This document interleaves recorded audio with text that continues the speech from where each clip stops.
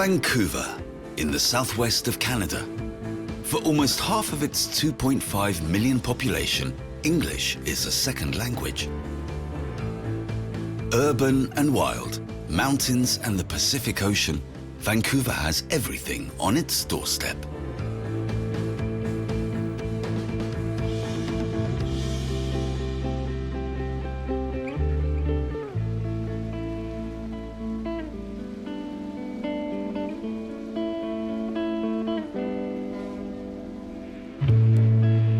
Vancouver's centre is surrounded by ocean.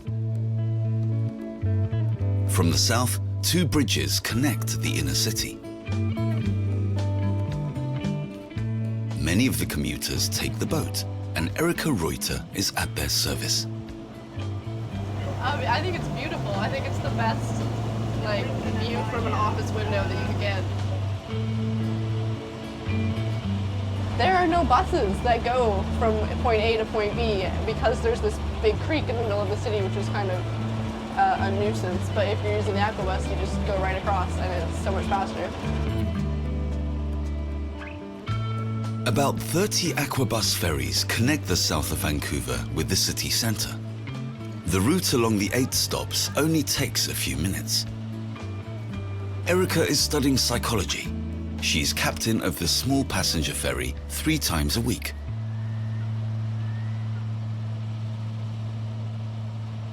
As a woman driving a boat, you get a lot of different reactions, mostly positive. Mostly it's a lot of old ladies who are like, oh, it's so lovely to see, women driving a boat, this is awesome. And then there are other times where it's guys who say, oh, it's a woman driver, we better put on our life jackets. But mostly it's positive, and we have a lot of female drivers at Aquabus, so I think the more and more people see that, the less it becomes something to comment on.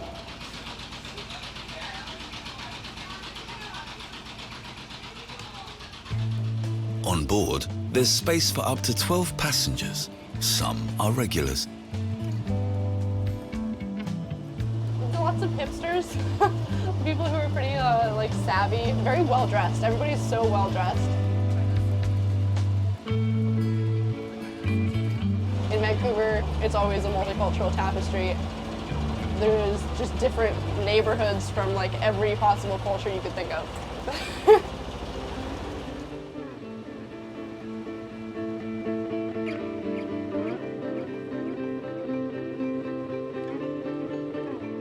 There are more than 200 parks scattered throughout the city. Vancouver is green.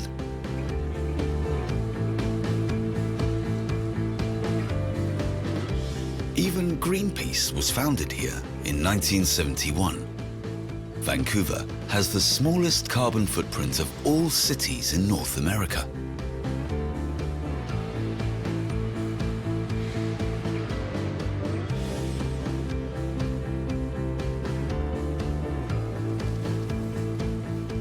For Alan Garr, sustainability is a matter of course.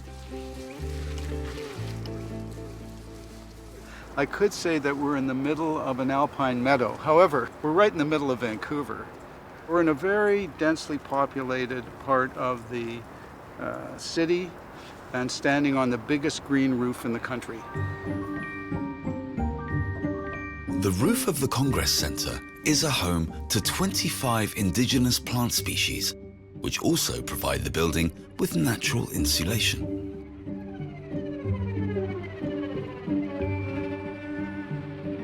It is also home to 50,000 bees. Alex takes care of them.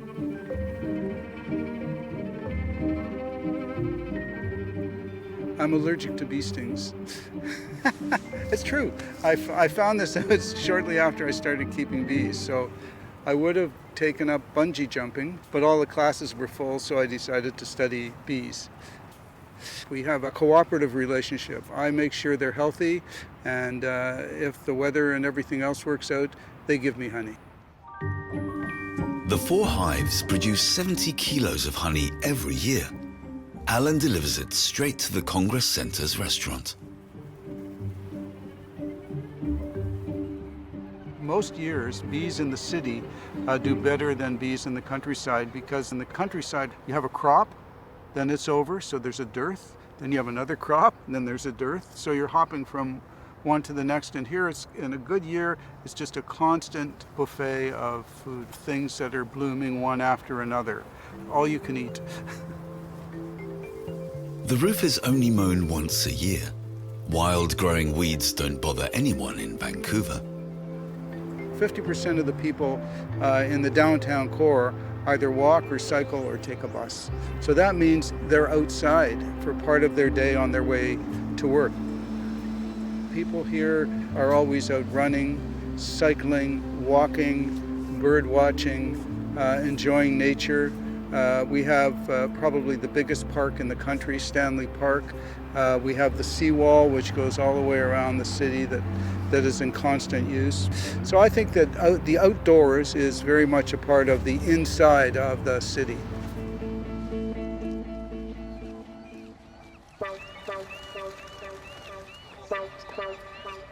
The former coal port that now makes up part of the waterfront is a meeting place for urban athletes.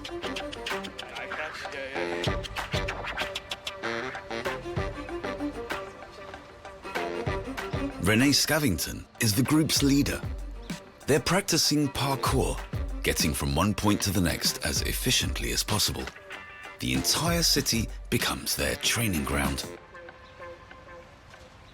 A lot of moves in parkour, or a lot of routes you choose to do, it's your own puzzle. So you put together the pieces of the puzzle, and if you're really good, you can pull off things with improvisation, but for the most part, it's pre-planned.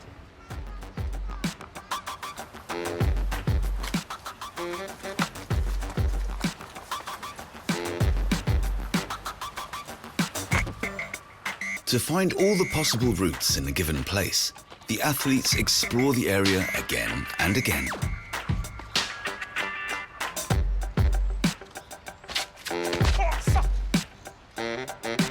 A choreography that centers on obstacles.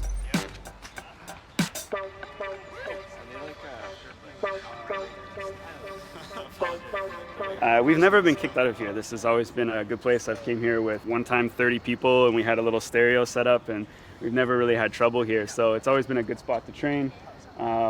Sometimes because it's next to the seawall, we'll get some attention, and crowds will gather to watch, but it's pretty quiet today.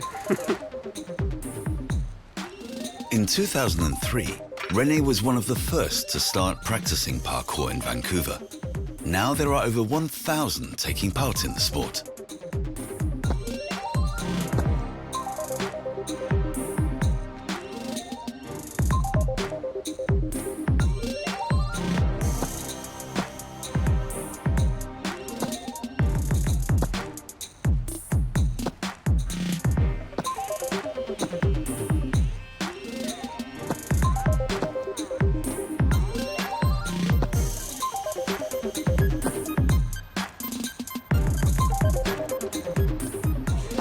Police are actually pretty cool about it in Vancouver. They'll get a complaint maybe from someone who's watching us from across the street or something and is concerned because we're climbing on a building and it looks like we're trying to infiltrate or something, and they'll call the police, and the police will show up and say, "What are you doing?" "Oh, you're doing parkour? Okay, be careful." And that's it. Even an ugly courtyard can be a revelation for parkour practitioners. There's a constant thing with parkour where you find a place with a wall and you have to touch the wall and you have to know what kind of grip is on it and how it feels like, if it is something that is going to be climbable, or if you can tack off of it, and what your foot's going to feel like when it touches it. It kind of becomes just part of your life, is you're always just getting your hands dirty, touching railings, touching walls and things outside. The sport combines running, climbing, swinging, vaulting, and jumping. The catch: the better you get, the more risks you take.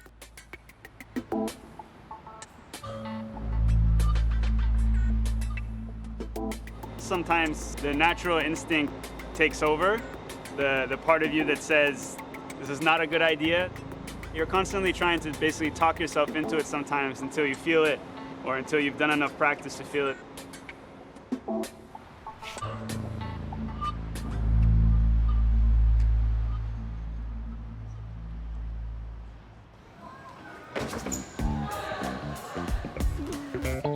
As Vancouver can be cold and damp for weeks during the winter, René made his dream come true. 3 years ago, he built his own parkour hall, the first in Canada. He now has 15 employees and offers various courses, including children's classes. Okay, so when we do this Many of the parents were skeptical at first, but now René is even teaching parkour in schools. We basically teach them how to do what they already want to do a little bit better. So all kids want to play, all kids want to jump off things, swing, climb. We just teach them how to do it a little bit better, a little bit more efficiently, with better movement and better control. I think we live in a kind of society where we're often told not to go too close to the edge, not to jump off things, to always be careful. You often see, sometimes even at playgrounds, parents try to take control of their kids. They try to pull them off or tell them not to do things. But there's definitely parents that see the value in getting their kids doing some sort of activity. And parkour just happens to be something that is really interesting for the kids. This is really something where it can just be about them.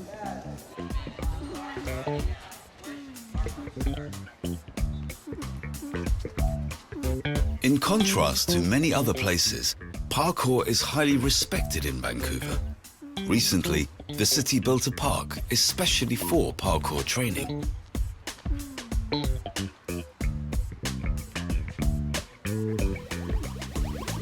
In Vancouver, we can go to the beach, practice on logs and do flips and things. We have forests, we have trees, we have areas with large boulders and things. And a big part of parkour in the culture is becoming a more functional, healthier person. And I really think you need that to enjoy Vancouver. Vancouver only became a city in 1886. The Native Americans, on the other hand, were already settled here 10,000 years ago. Sean Hunt is one of Canada's aspiring artists. He's from the Sikh tribe, which is well known for its diverse art forms. Sean is a sculptor and painter.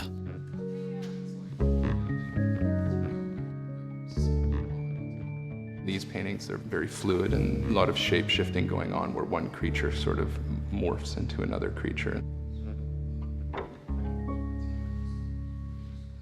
My father taught me how to carve and how to design from a very young age. Growing up with him and learning about our culture through the art, really, I have come to take the same forms and the same iconography, but really try to make it my own, really try to modernize it.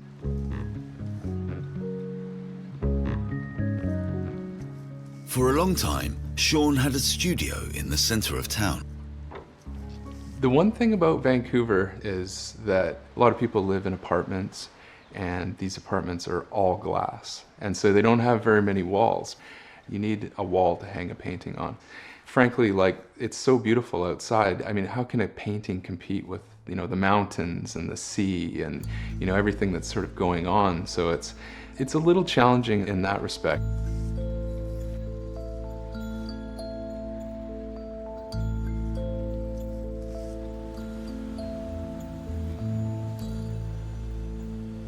After 10 years, Sean turned his back on city life and returned to where he was raised, the Sunshine Coast. A stretch of coastline that's around 30 kilometers from Vancouver and can only be reached by ferry.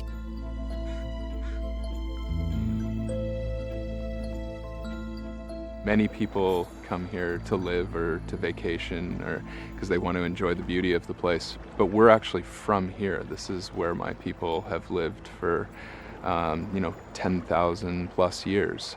So we really feel like we're not trying to dominate nature. We want to live within nature and live in harmony with nature.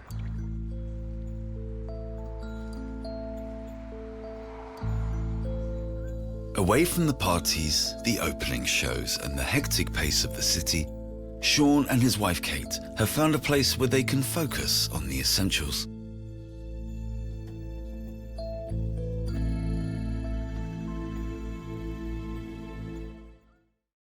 I think that's an interesting thing.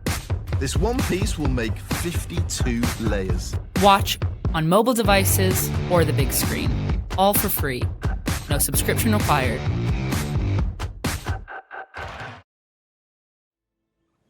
How European immigrants treated the native population for a long time after their arrival is one of the darkest chapters in Canadian history and continues to have an effect to the present day. Up into the second half of the 20th century, a rigorous school system prevented the children from learning the language of their ancestors. So I'm Celtic First Nation, and then from my mother's side, I'm Canadian of Scottish descent. And so I sort of have these two cultures coming together in me. For his most recent artwork, Sean carves totem poles, takes them apart, and reassembles them into sculptures whose shapes are a play on Greek antiquity. Europeans coming over, colonizing the native people here, and sort of feeling at the time that it was better if they were more European. I felt like by cutting up these totem poles, I was then sort of mirroring what our people have gone through and how our stories and our culture and our history has been cut up in so many different ways. And so I'm taking traditional artworks and reconfiguring them in the way a European would want to see them.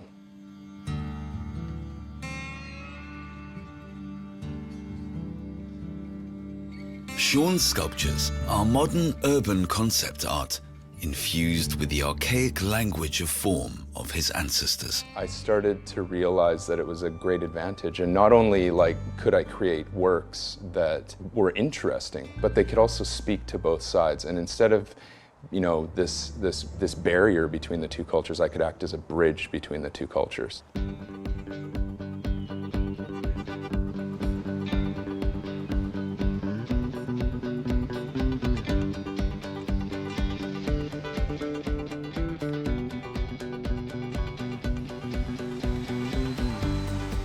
Sikhs play a large role in Vancouver's cultural diversity. Around 100,000 live in the city's suburbs. It is the largest population of Sikhs outside of India. Janjit Dada is part of the community. He transports goods across all of West Canada. Vancouver drivers are pretty good drivers, you know. Vancouver drivers are probably one of the best drivers in the world you'll find. They're not laid back, they're not aggressive, they're not dangerous, they're assertive. So they're very professional.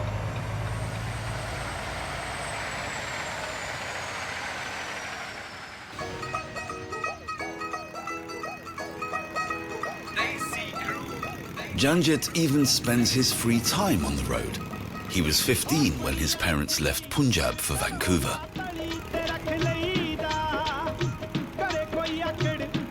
Everybody rode motorcycles in India, and when we moved here, I saw a few friends riding their bikes with turbans on, and only then I decided to get my license and we started riding, and I've been with the club for 10 years now. The Sikh Motorcycle Club meets twice a week for drives around all of Vancouver. The turban is a sign of their religious affiliation. In Vancouver, the Sikhs have special permission to ride without the legally required helmets. In 1999, club member Avtar Singh Dilhon fought hard for this concession. I open door for my new generations. They can ride with the bike, with turban or helmet, their choice.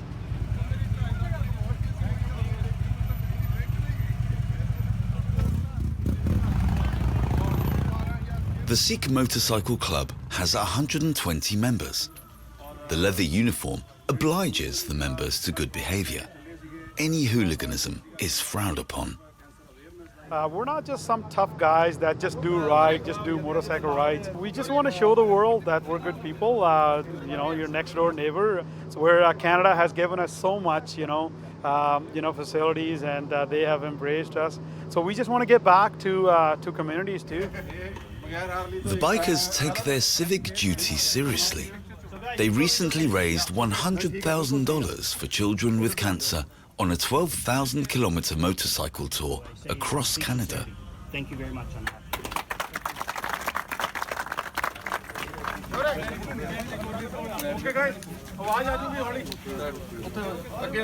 You throw this vest on with the logo, your chest just grows a few more inches, you just feel proud that I'm Sikh, proud to be Sikh, proud to be Canadian.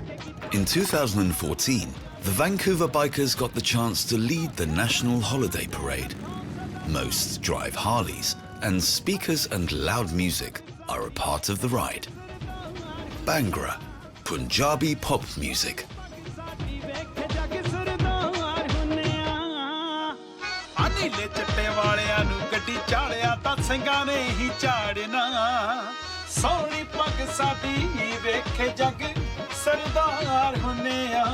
My buddy's like, you have the voice to do it. Why don't you just sing one song, professionally, just record one track. So sure enough, we did, and everybody liked it. From then on, we just do one track a year.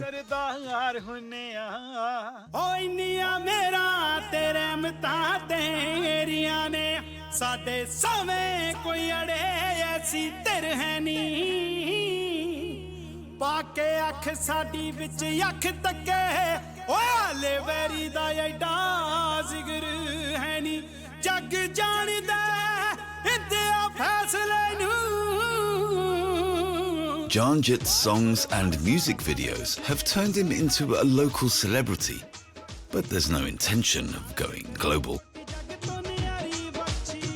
If I want to become famous, I have to go to India. I have to do all these tours where I wouldn't have enough time for my family. Right now, singing is my passion. Writing is my passion.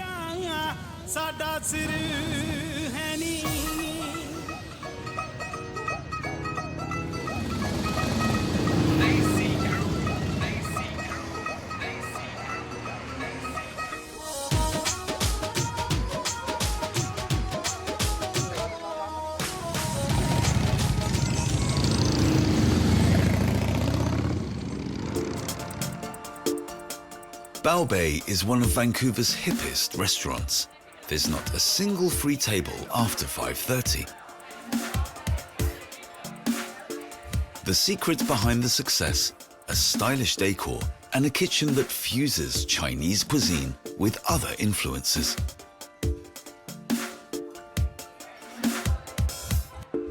The entrepreneur Tanis Ling calls her restaurant a Chinese brasserie. There's a bar serving cocktails to tide the customers over whilst they wait for their table. Traditionally, Chinese restaurants are not like that. They're very bright.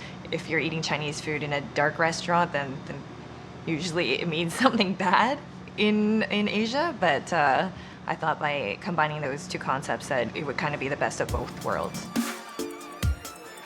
Tanis was not born into the restaurant business. It took a while for her Chinese parents to accept her career choice. I never wanted to go to school. I never had dreams to do anything very professional. My mom's a dentist, my dad's an architect. I think as a child you're just like, no, I don't want to do what my parents do. I'm gonna be a bartender. So that's what I did.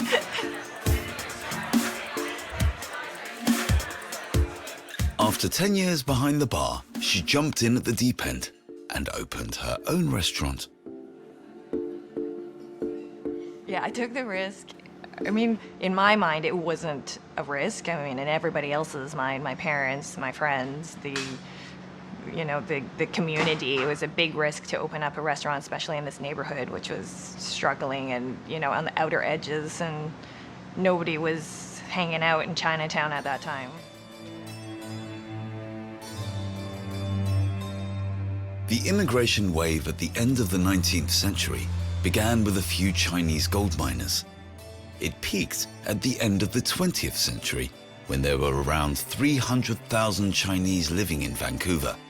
Many had come from Hong Kong. Nowadays, those settling in Vancouver no longer move to Chinatown, but the suburbs, where there's more space.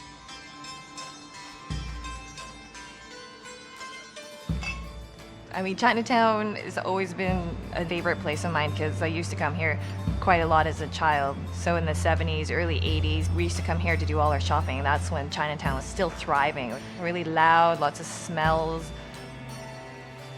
Today, the Chinese are only a part of the many different minorities at home in Vancouver. Vancouver's multicultural. I think it makes it unique that it has such a high density of Asian cultures. You see a lot of mixed couples here, a lot of mixed children. So I think it's interesting because in the future, in maybe 100 years, everybody will kind of look the same because we've all blended together into, a chocolate vanilla milkshake. I think that's cool because it's kind of the seamless blending of cultures. One of the Chinese dishes that has been served in Baobei from the beginning are chaozhe, steamed dumplings with prawn, meat, or vegetable filling.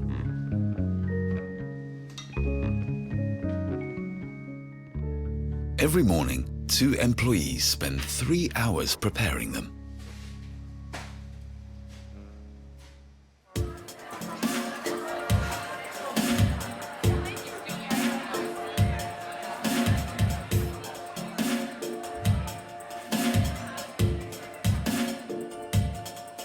Together with her head chef, Joel Watanabe, Tanis has developed dishes that fuse Chinese and Western influences, such as tartare with ginger, quail egg and taro chips. We both thought it would be interesting to have beef tartare, but instead of pickles, it would be pickled mustard greens, and instead of salt, it would be soy sauce. So there's a lot of the sweet, salty, savory elements of Chinese food in a traditional French dish. It's not possible to reserve a table at the Baobei. On some evenings, the queue spills outside of the restaurant, where the artistic neon sign lights up the small side street.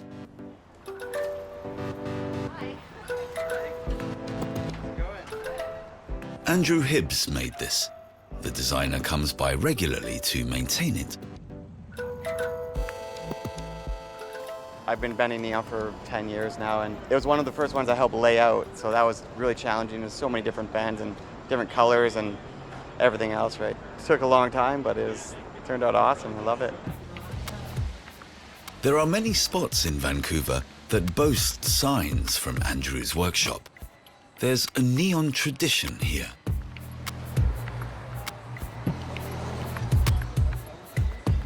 In the 1950s and 60s, there were 19,000 neon signs, more than in any other Canadian city.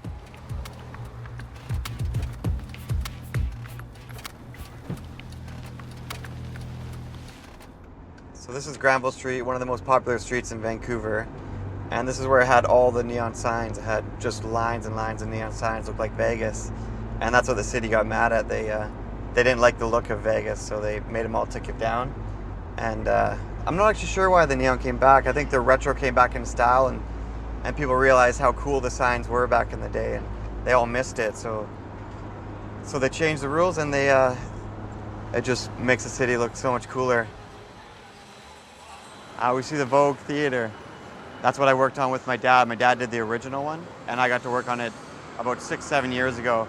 We both split sides, so he did one side, I did the other side, and we got to share the project, so it's really neat working on it with him before he kind of semi-retired. That was probably the last project I got to work on it with him. Typically, we expect 8 years out of a neon sign, but I've had some signs out there for 20 years, and they're still going. You can see the neon's flickering, and the wires deteriorate and then eventually loses gas. So you cut them off, weld new electrodes on, and repump the gas, and then it's good to go.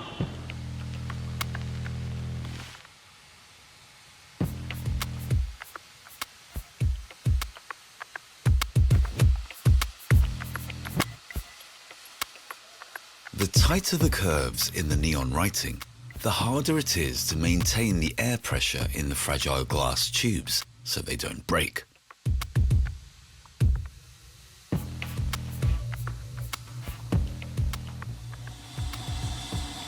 You gotta have a lot of patience because you break a lot of glass. gotta have to have skill with your hands, good hand-eye coordination.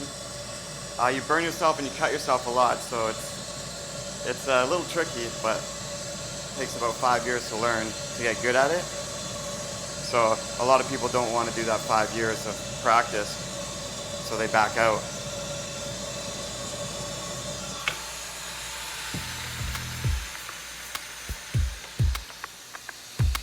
Andrew heats the glass tubes to 1,500 degrees. Only then can they be molded and the separate segments joined. Then comes the crucial moment. The air in the tubes is replaced by the neon gas. A short jolt of 15,000 volts removes any remaining impurities. Finally, Andrew connects the elements to the electrodes, and the current causes the gas to glow.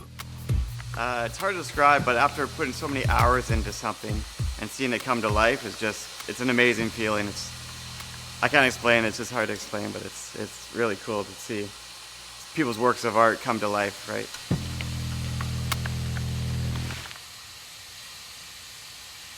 A typical neon sign doesn't use too much power. It's maybe 220 watts, which is pretty much like a light bulb. So people think LEDs are really good, but neon's just as good.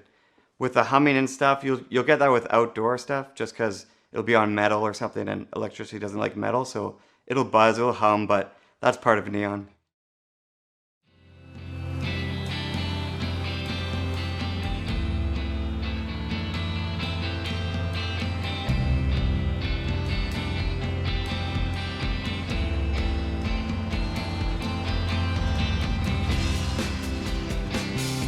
The production process is highly complicated.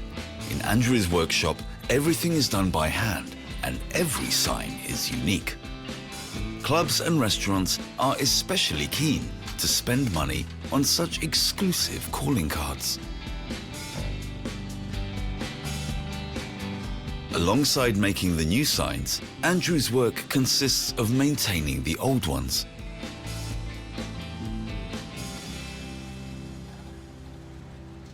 There's not very many people that do neon bending anymore. Everybody's getting older that learned, and they're retiring, or they're just leaving the industry just because there's not a ton of work. I always ask myself, if I won the lottery, would I still bend neon?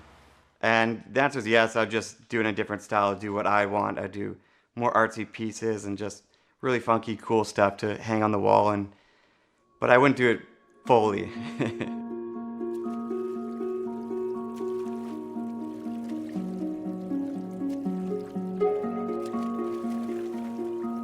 The Canadians' love of the outdoors goes so far in Vancouver that some even paddleboard by night. Waterproof LED lights make it possible.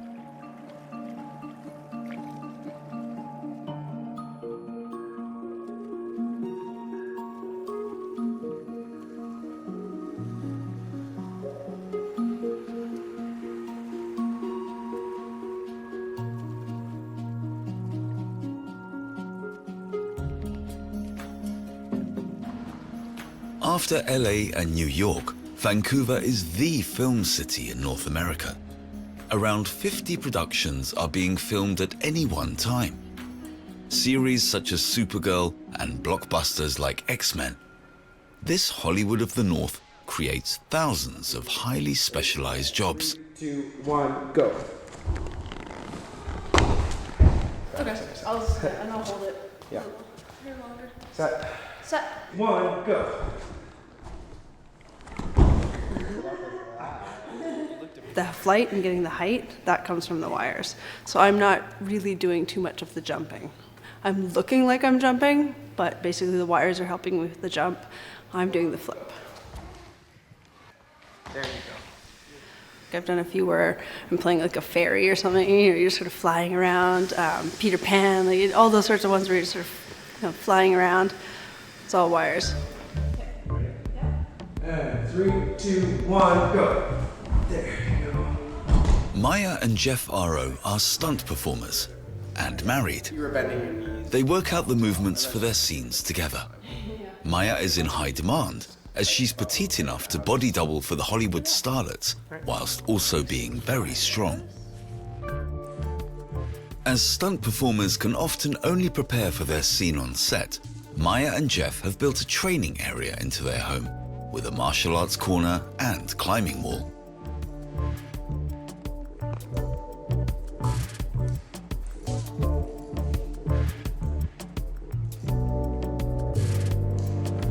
Our living room is our training space, and we actually styled this living room after Lara Croft's living room and the Matrix dojo. So if you look, all the windows and stuff kind of style like the Matrix, and then the way all the rigging is in the ceiling, it's kind of like what Lara Croft has, where she can, she does her bungee ballet.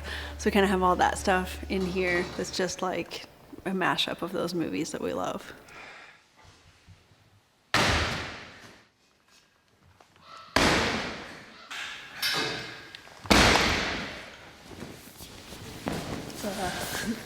That one's called a face-off. Because I fall forward and then I spin at the last minute. In this line of work, your life can depend on your partner. Absolute trust is essential.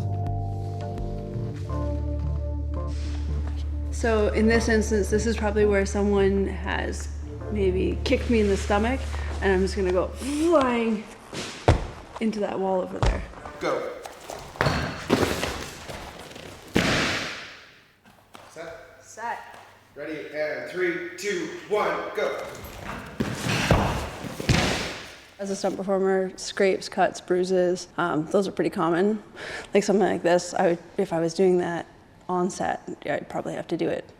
Depending on the camera takes and camera angles, I'd have to do it a bunch of times in a day to a hard wall. So I'd have to prepare myself to, not get hurt. So I have to do it over and over again.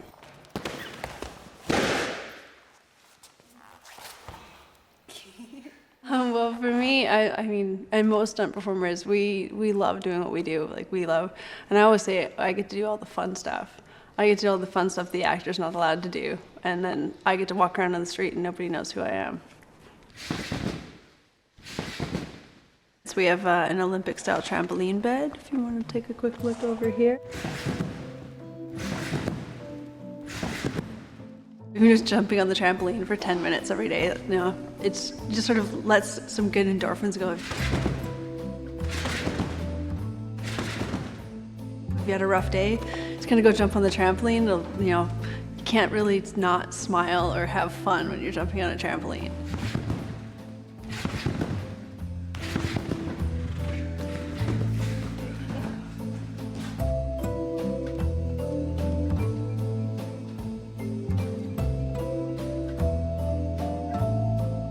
We designed the whole house basically to be a training area, play area. So our rooftop is actually covered in decking material, so we do yoga up there. Sometimes we sleep up there in the summer. But then there's different sort of levels of roofs as well. In the back over where I park my car, we actually have that 14-foot gap. And we actually made that where we could jump off of that.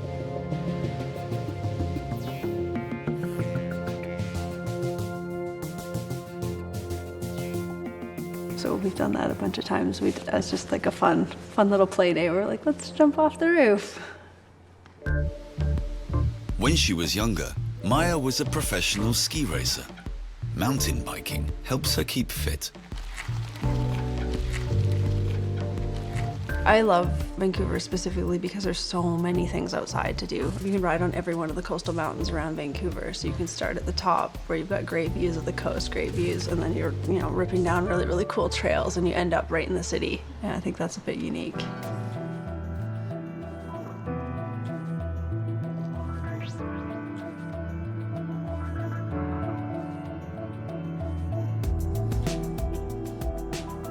Under the green roof of the Congress Center, there is an annual design show featuring designers from all over the world. Kate Duncan is a Vancouver local. She designs and creates luxury wooden furniture.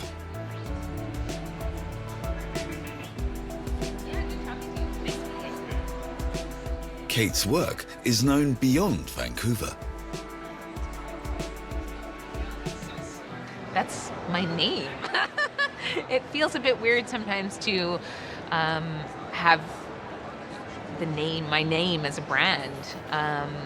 The brand and the pieces, the work is luxury. It's high end, and so it definitely comes with a luxury price tag. I think it's hard to get people to understand that it's really high quality craftsmanship.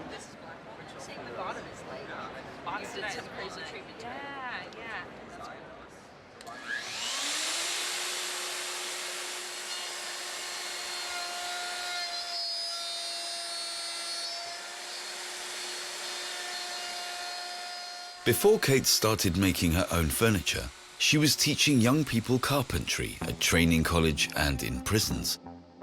Whilst recovering from a serious motorbike accident, she started sketching, and a plan for her own collection soon emerged. Kate uses traditional joining technique. There is no need for screws and nails in her designs. A few years ago, I met a woodworker that I really admired, and he was complimenting me on the work, and I was like, oh no, it's just whatever. And he kind of stopped the conversation mid-sentence and said, no, your work is really good. You need to hear this. And he went on to kind of mentor me in a way, just to tell me not to do that, to tell me to own it and be proud of it. Even in liberal Canada, woodwork is a male-dominated profession. During her training, Kate was the only woman. There's this kind of space between, hi, my name is Kate and I'm a woodworker, and the other person really hearing that, hey, this is Kate and she is actually a woodworker. There is a period of time where I have to kind of prove that that's true. It's like a little dance that happens between me and a client, or me and a supplier, or it takes some time. One another, so like these are all ended up flush. Before a sketch becomes a final piece of furniture, Kate has to build endless prototypes. I went through many prototypes and had many people come in and sit in the chair. Is it comfortable? Is the back too high? Is the back too low? Is the angle right? Is it tippy? Is it wobbly? Do you feel good in the chair? There's so many factors to consider. A successful piece of furniture is one that's used and isn't gonna break or fall apart, that is gonna last and last. Vancouver was initially a lumberjack settlement. In the Pacific Northwest, there are over 50 indigenous tree species. The range that wood traders can offer here is unique.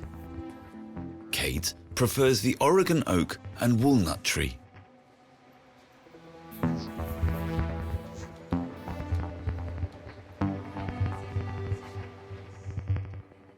And it's definitely a hard kind of concept to see a tree and then a slab and then a stick and then a piece of furniture. That's like a big stretch to kind of follow that through. So when I see a tree and I kind of consider it as my material, I'm kind of gobsmacked by just the size and the beauty of them.